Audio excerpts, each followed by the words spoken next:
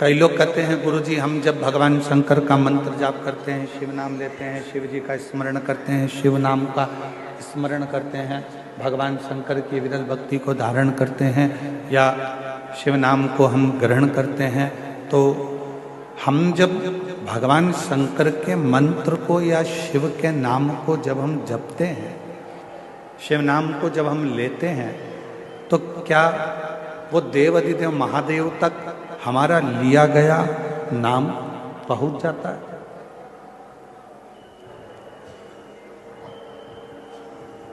क्या देव अधिदेव महादेव तक हमारा लिया गया नाम पहुंच सकता है? तो पहले तो अपने भीतर से एक भ्रम निकालो, अपने अंदर का एक भ्रम निकालो कि महादेव तक हम जो नाम ले रहे हैं वो पहुंचेगा कि नहीं पहुंचेगा। पहले अपने भीतर का ये भ्रम समाप्त करो। मतलब आपकी दृष्टि में ये है कि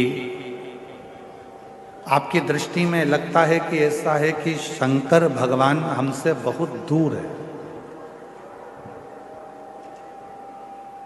शिव जी हमसे बहुत दूर है। जब तो आपकी बुद्धि में यह बात आती है कि हम जो बात कहेंगे वो शिव जी सुनेंगे कि ना सुनेंगे, हम जो मंत्र बोलेंगे, जो मंत्र हम बोलेंगे वो मंत्र शिव जी तक पहुंचेगा कि नहीं पहुंचेगा, हम जो मंत्र का स्मरण करेंगे वो देवाधिदेव महादेव तक पहुंचेगा कि नहीं पहुंचेगा।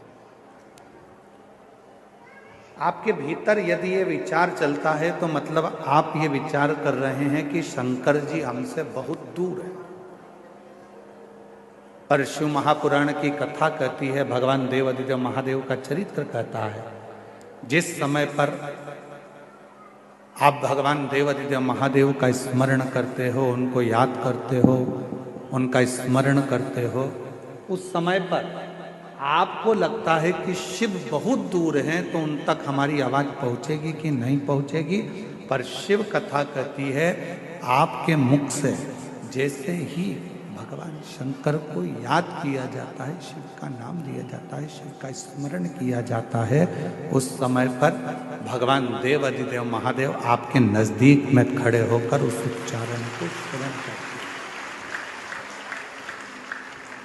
भगवान शंकर उस उच्चारण को श्रवण कर रहे होते हैं, भगवान शिव उस उच्चारण को श्रवण करते हैं।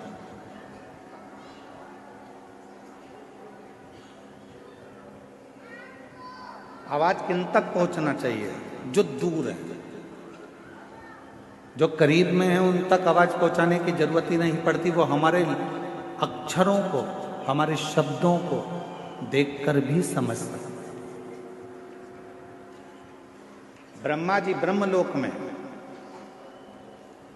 भगवान विष्णु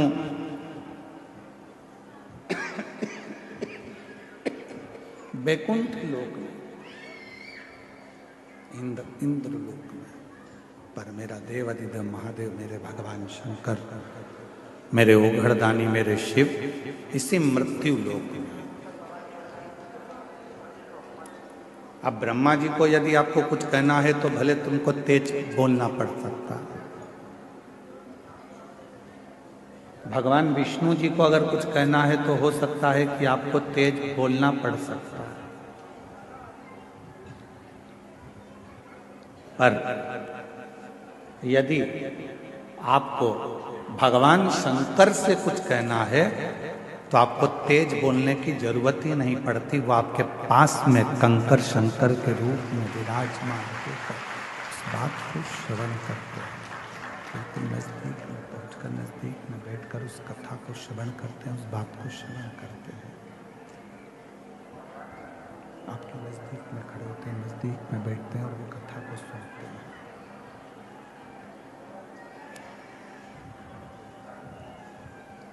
शिव नजदीक में है, भगवान शंकर नजदीक में है, शिव नजदीक में है,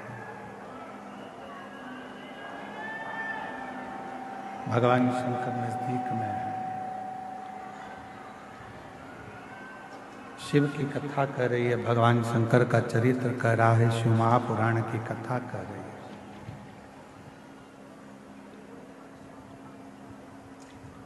ध्यान नहीं रहा, इससे तो अच्छा रामायणी कुटी वाले महाराज जी के यहाँ का साउंड था कल, उन्हीं को लेकर आ जाते।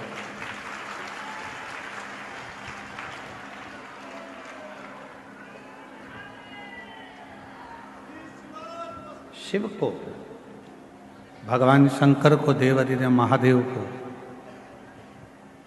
बहुत दूर ढूंढने की जरूरत नहीं। ये कल भी कथा में कहा था, आज भी कथा में कह रहा है, अभी भी कथा में कह रहा, बहुत जाने की जरूरत नहीं पड़ती। शंकर को ढूंढने के लिए बहुत दूर, शिव को ढूंढने के लिए बहुत दूर जाने के लिए जरूरत नहीं पड़ा।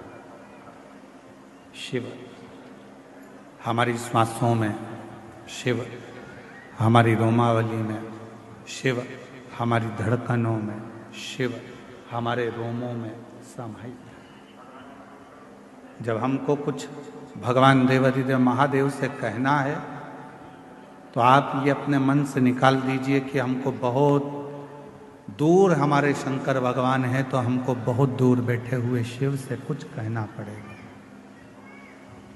कुछ कहना नहीं, शिव से कहना एकदम सरल है। भगवान शंकर से कहना एकदम सरल है। शिव तुम्हारे नजदीक में, शंकर भगवान तुम्हारे करीब में, बिल्कुल नजदीक।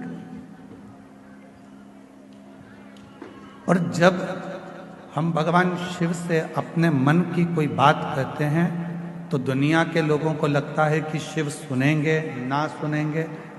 शिव पुराण कहती है कि जैसे ही तुम बोलो नहीं तो भी तुम्हारे हृदय में अगर कोई भाव आता है जल चढ़ाते समय, तो शंकर भगवान तुम्हारे मन के भाव को भी पढ़ लेते हैं, सुन लेते हैं, स्वीकार कर लेते हैं। भगवान देवादिदेव मन के भावों को, विचारों को, शिव अपने मन के भावों को, अपने विचारों को भी पढ़ लेते हैं, सुन लेते हैं। मन की शुद्ध भावों को भी पढ़ लेते हैं, विचारों को भी पढ़ लेते हैं।